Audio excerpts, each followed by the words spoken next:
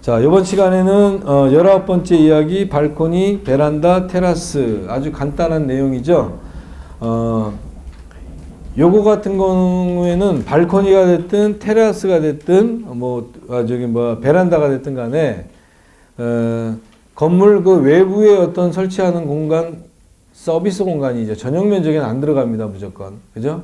발코니가 됐든 아니면 베란다가 됐든 테라스가 됐든 이런 것 같은 경우는 전용 면적엔 들어가는 게 아니고 서비스 면적으로 포함된다는 것, 이거 이해하시고요. 일단은 아파트 같은 데 보면, 아파트 같은 데 사선으로 되어 있는 게 있나요?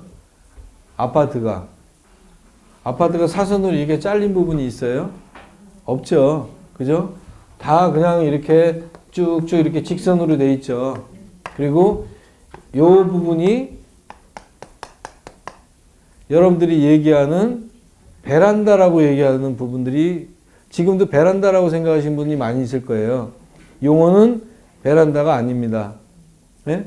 요거는 발코니라는 겁니다. 여러분들 아파트에 있는 거는 베란다로는 아니고 요거는 발코니라는 거예요.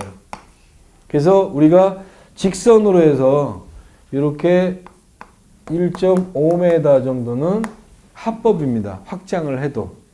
그러니까 어느 집에 가면 확장 공사 두두두두 하죠. 여기 요 발코니를 갖다가 확장을 해서 쓰는 거예요. 그죠?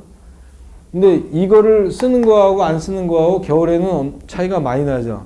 그러나 요즘은 이중창이라는 게 있어가지고 여기를 공사를 잘하면 바람이 안 들어올 수가 있죠.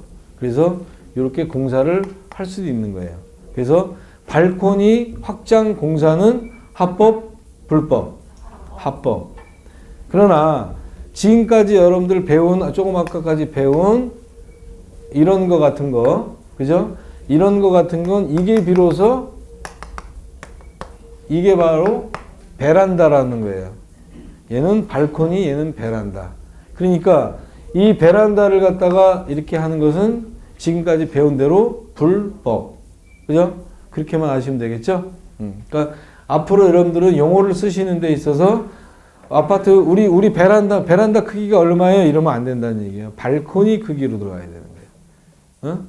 알았죠? 그것도 우리하고 얘기하면 또 안 돼요, 또. 그렇게 말씀하시고. 테라스라는 얘기는 여러분 다 아시는 내용 아니야. 보통 1층 같은데 전원주택이나 이런 데 이렇게 좀 이렇게 있는 부분들 있죠? 그런 부분은 그냥 테라스로 분류가 되겠고. 그러니까 테라스 같은 경우는 헷갈릴 게 없는데, 베란다와 발코니를 어떤 분들이 헷갈려서 말을 자꾸 이렇게 공인중개사들도 가끔 가다 이렇게 베란다 이렇게 얘기하더라고. 반드시 아파트는 발코니라고 표현을 해줄 수 있겠고요. 이런 거 같은 경우에는 중개할 때 꼭 표시를 해주라 그랬었죠. 나중에 후에 이행강제금이 나올 경우에 누가 책임을 질 것인가 이거를 꼭 명기를 해줘야 된다는 얘기예요. 워낙 이행강제금이 그런 불법 건축물이 지자체에서 많이 잡으려고 노력을 하기 때문에 이런 것을 아무런 문제 없이 그냥 중개를 했다가는 나중에 책임 소재를 불분명하게 했을 경우에는 공인중개사가 굉장히 괴로움을 당할 수가 있으니까 요것이 확장 공사를 했는데 나중에 위법사항이 발생 시에 요거는 누가 책임을 지실 거예요? 이렇게까지 하고 난 다음에 기재를 하라는 얘기예요. 그래야지만 여러분들은 발 뻗고 편안하게 잘 수가 있습니다. 얘는 지금 누구한테 책임이 있는 거예요?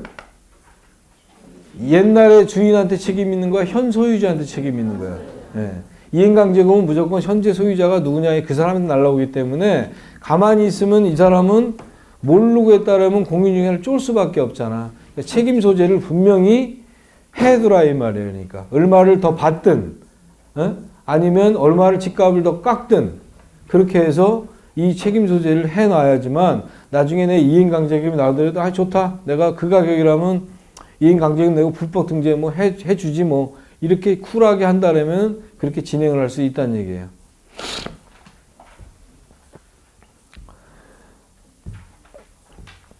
그 아파트를 이제 분양할 때 보면은 보통 이제 서비스 면적을 주잖아요.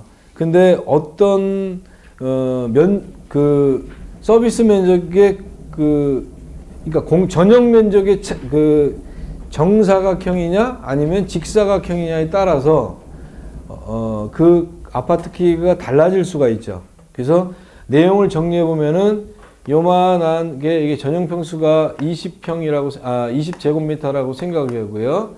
5m, 4m 이렇게 돼 있고 또 하나는 직사각형으로 이렇게 돼 있어 가고 전용 면적이 똑같은 20제곱미터인데 얘는 10m, 얘는 2m.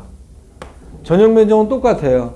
그죠? 전용 면적 똑같은데 이렇게 발코니가 있고 이렇게 발코니가 있다고 칩시다. 그죠? 그러면은 얘가 1.5m까지는 서비스 공간으로 줄 수가 있잖아요. 그죠? 그러면은 전용 면적은 20인데 얘 같은 경우에는 얘가 4m니까 4 곱하기 1.5, 5 곱하기 1.5. 요게 지금 서비스 공간이죠. 그죠? 요게 4m니까 1.5, 요게 5m니까 여기도 1.5. 이렇게 되면 이게 얼마 나와요? 사이는 5, 4, 6제곱미터. 얘는 7.5제곱미터. 그러면 13.5제곱미터 나오죠. 얘 같은 경우에는 10 곱하기 1.5, 2 곱하기 1.5. 그러면 얘는 15 나오나요? 15제곱미터. 얘는 3제곱미터. 그럼 얘는 18제곱미터가 나오네요. 그러면 같은 전용 면적이라 할지라도 직사각형으로 이렇게 된 거는 발코니 면적이 더 넓다는 얘기죠. 집이 넓어 보인다는 얘기죠. 그런데 여러분들 이런 집이 있으면 나 좀 소개시켜줘. 100개라도 팔아줄게. 봐봐. 전용 면적은 20제곱미터인데 발코니 면적이 이만한테 그럼 이런 집은 무조건 사야지. 그죠? 엄청 넓어 보이는 거 아니야. 이런 집이 있으면은 진짜 뭐 100개라도 사야지. 무조건. 그죠?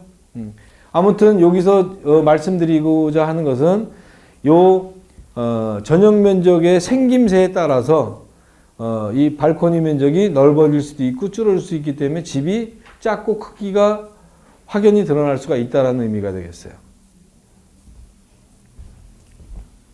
아시겠죠?